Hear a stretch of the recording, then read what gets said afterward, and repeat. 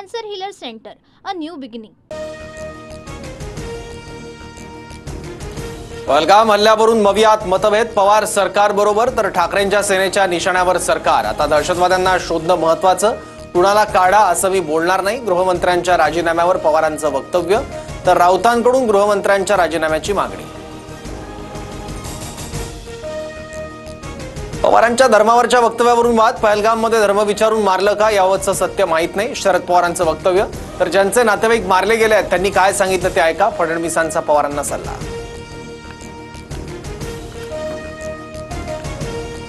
पहलगाम हल्ल्यानंतर काहीतरी मोठं घडणार असल्याचे संकेत. उत्तर काश्मीरमध्ये भारतीय राफेल विमानांच्या रात्रभर घिरट्या.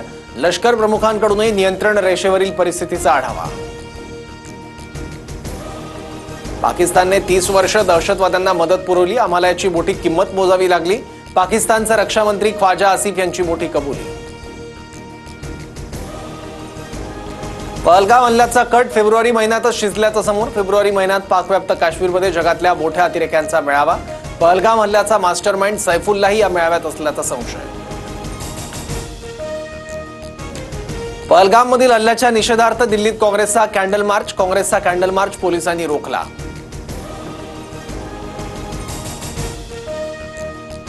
पहलगाम हल्ल्यात सहभागी असलेल्या 2 दहशतवाद्यांची घरं जमीनदोस्त.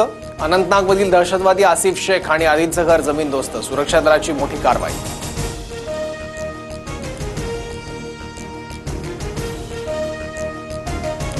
ठाकरेंची शिवसेना देशाचा इतिहास विसरली याचं दुःख. दहशतवादी हल्ला झालेला असताना ठाकरेंच्या शिवसेनेकडून मूर्खासारखी वक्तव्य. देश माफ करणार नाही, मुख्यमंत्री फडणवीसांचा हल्लाबोल.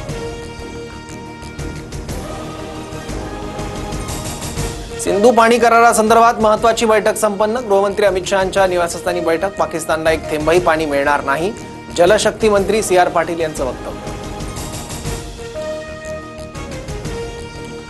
गृहमंत्री अमित शहांची सर्व राज्यातील मुख्यमंत्र्यांसोबत चर्चा. पाकिस्तानी नागरिकांना तात्काळ परत पाठवण्यासह संबंधित व्हिसा रद्द करण्याचे आदेश.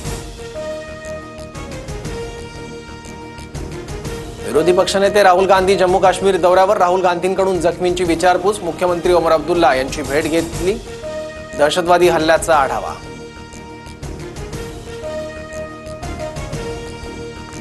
दहशतवाद्यांना शोधून मारण्यात आम्ही भारतासोबत. अमेरिकन गुप्तचर संस्थेच्या प्रमुख तुलसी गॅबार्ड यांचं मोठं विधान.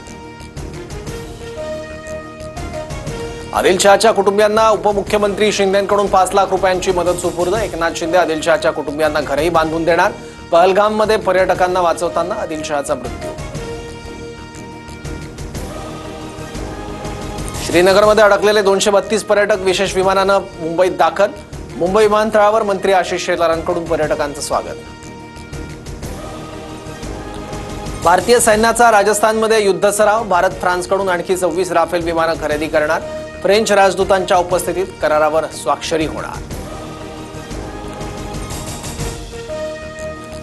जम्मू काश्मीरमध्ये 2 दिवसात चौथी चकमक. बांदीपोरा जिल्ह्यात लष्कराचा दहशतवाद्यांना वेढा.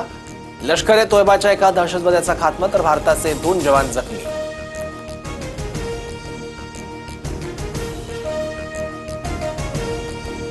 Cancer Healer Center, a new beginning.